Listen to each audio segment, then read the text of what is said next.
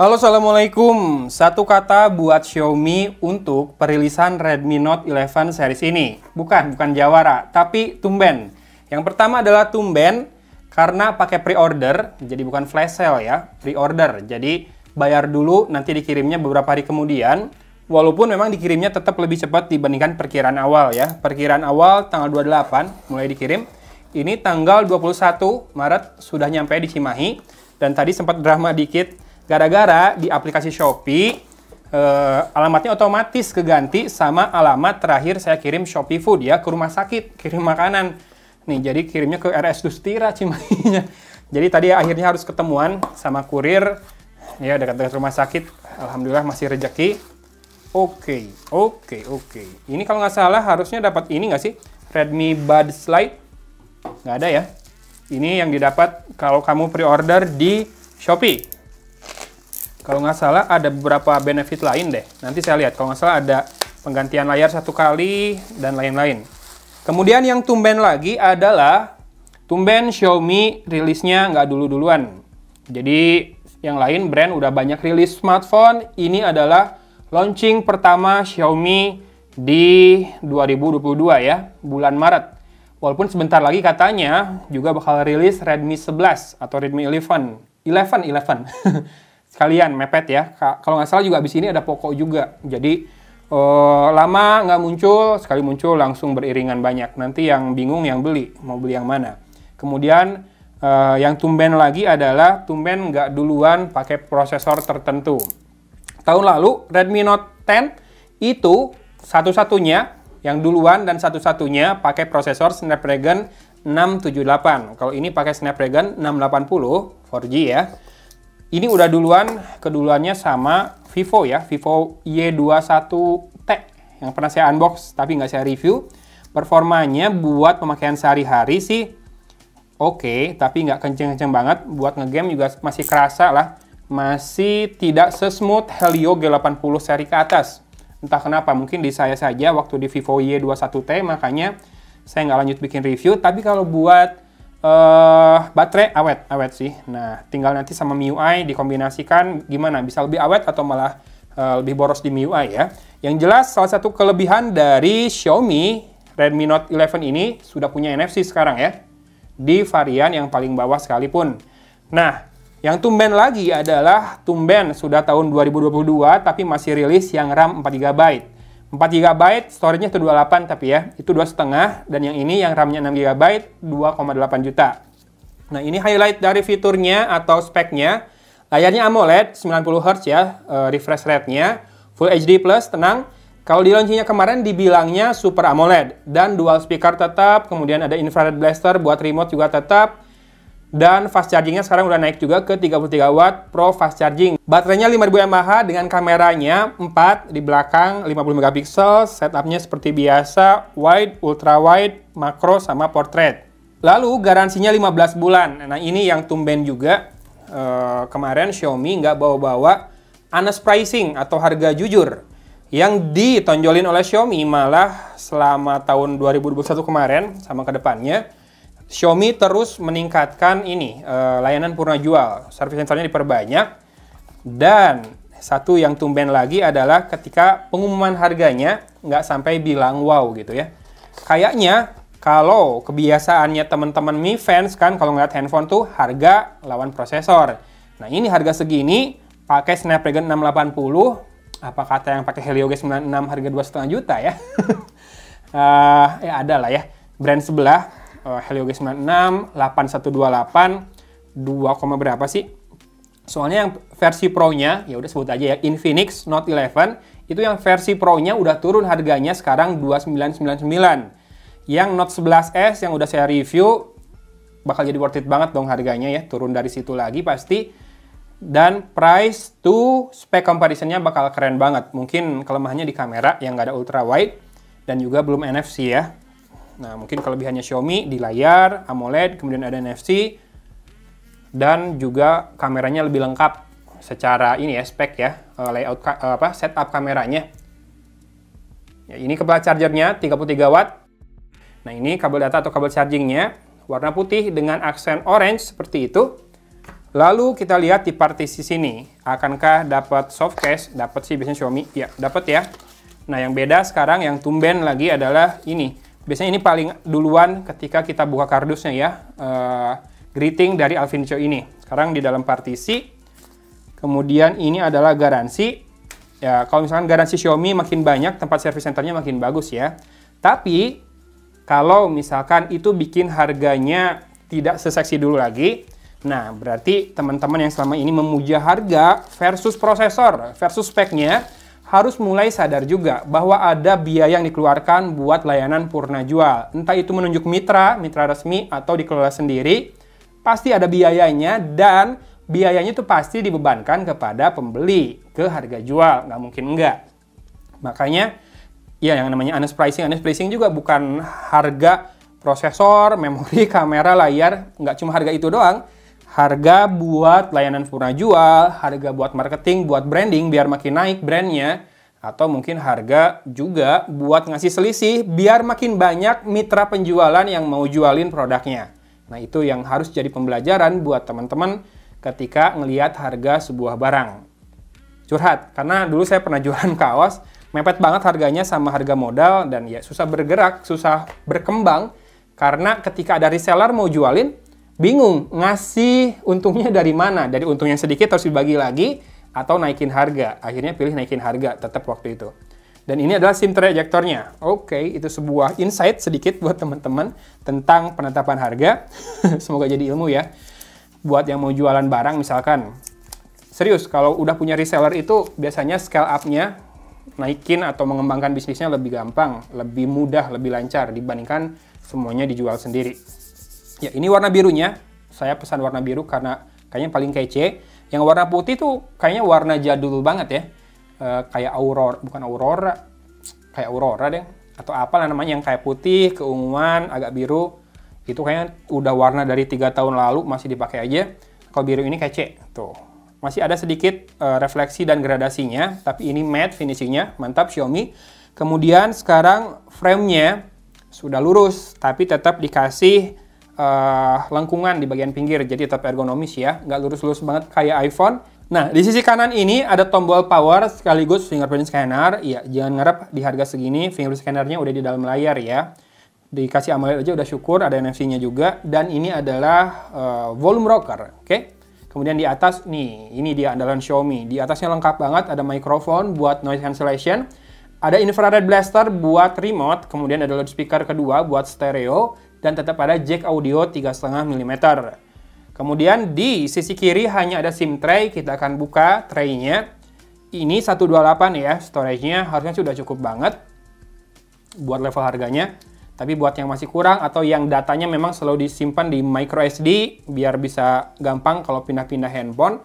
Misalkan foto-foto keluarga, video memori itu kenangan maksudnya bersama keluarga.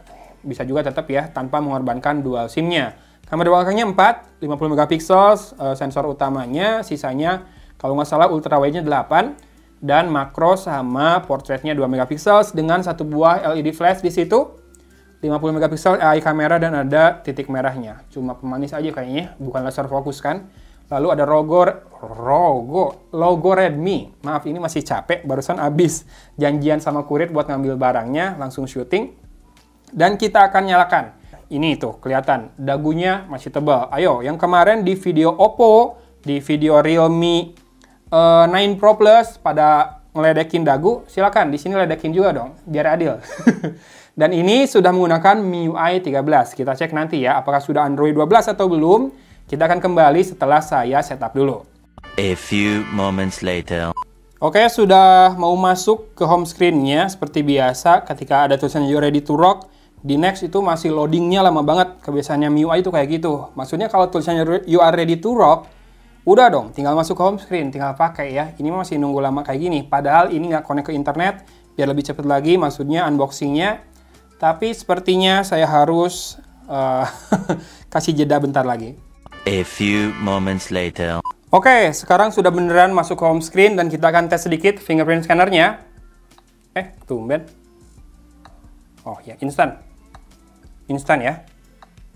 Tapi segini tumben loh. masih kerada ini ya, kerasa rada ada jedanya sedikit. Mungkin memang Snapdragon 680 lebih fokusnya di ini ya, irit baterai. Nah, sekarang kita langsung cek di about-nya. About-nya adalah apakah ini Android 12? Sayang sekali, pemirsa. Sudah tahun 2022, rilis smartphone dengan MIUI version yang baru, tapi masih Android 11. Ya, tenang. Brand sebelah juga ada yang baru rilis handphone, masih Android 11. Tapi, ya gimana ya, Xiaomi itu menurut saya benchmarknya tinggi banget. Benchmark bukan Antutu ya, maksudnya jadi patokan dari brand-brand lain yang ngeluarin handphone harga murah. Harusnya Xiaomi bisa keep up, bisa ninggalin yang lain. Tapi mungkin lagi rada ngoyo, lagi rada hayo, ngos-ngosan ya. Ya, semoga segera melesat kembali Xiaomi. Dan dari 128 GB terpakai 28,7 GB. Gede banget bos, MIUI. Free-nya di bawah 100 GB loh, dari 128. Cuma 99,3 GB. Kepakai apaan aja. Ini internet mati loh ya handphonenya. Jadi dia belum download apa-apa, belum download update, belum download aplikasi tambahan. Ya gitu deh. So far sebetulnya saya suka banget smartphone-nya ini. Dipegangnya enak banget handlingnya. Ini lumayan compact juga ya, 6,43 inci kan. Frame lurusnya walaupun jauh berbeda dari kesan iPhone, dari feels-nya iPhone, juga nggak masalah karena lebih ergonomis. Oke, fingerprint scanner-nya juga nggak masalah. Sekarang kita masuk ke kamera. Nah nanti kalau di Android 12 itu adalah kelebihannya, kamu bisa matikan akses kamera sama mikrofon. Walaupun nggak semua custom UI mengakomodasi hal itu ya. Vivo masih belum, padahal udah Android 12 tuh yang terakhir saya review. Tapi nggak bisa ngeblok akses kamera sama mikrofon. Tapi paling enggak ada privacy dashboard-nya. Jadi kita bisa lihat aplikasi apa saja yang coba ngakses kamera, lokasi, sama mikrofon. Itu penting biar tahu aplikasi apa sih yang berusaha melakukan tracking terhadap aktivitas kita. Entah untuk kebutuhan advertising ID, ataupun kebutuhan lain-lainnya yang kita nggak tahu ya. Nah, MIUI bisa nggak kayak gitu?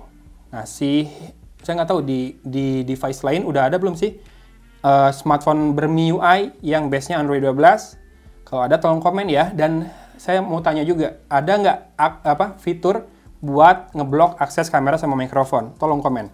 Sekarang kita kembali ke Redmi Note 11, kita lihat mode kameranya. Pro-nya lengkap. Ada fokus manual, white balance, shutter speed dari 1/4000 sampai 30 detik. ISO dari 50 sampai 6400. Oh, cakupannya lebar banget ya. Dan bisa pilih lensa wide atau ultra wide. Atau mau pilih 50 megapiksel, modenya bisa Ultra HD.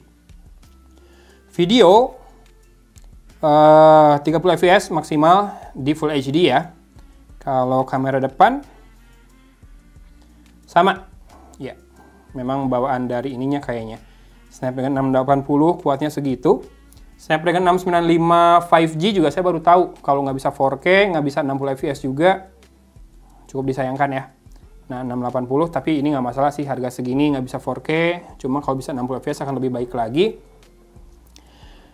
Oke. Mau apa lagi yang kita lihat? Sisanya mau lihat bloatware pasti banyak sih MIUI mah. Ada Amazon, Booking.com, Bubble Shooter, Block Puzzle Guardian, gamenya aja banyak. Yaitu adalah salah satu income revenue streamnya Xiaomi.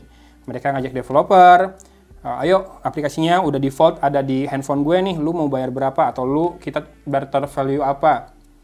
Nah itu makanya dia bisa jual handphone murah ya. Harus mulai belajar juga memaklumi pilihan-pilihan atau keputusan brand. Kenapa dia munculin iklan, biar harganya murah misalkan. Atau yang nggak pakai charger lagi di paket penjualannya.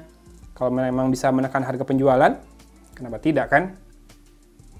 Berarti ada yang kamu tukar kenyamanan kamu dengan jumlah uang yang lebih sedikit yang harus dikeluarkan buat menebusnya. Saya ingat mau cek apa? Always on display. Nih always on display-nya tetap jadi nggak bisa di schedule, nggak bisa beneran always on, hanya bisa tuh 10 detik setelah di tap. Jadi layarnya mati, kamu taruh di meja. Nih layarnya mati, nyala dulu 10 detik, kemudian dia akan mati. 1, 2, 3, 4, mati. Kamu tap, nyala lagi. Jadi always on display itu nggak selalu nyala, nggak selalu always dong. Ya itulah ya yang saya sayangkan.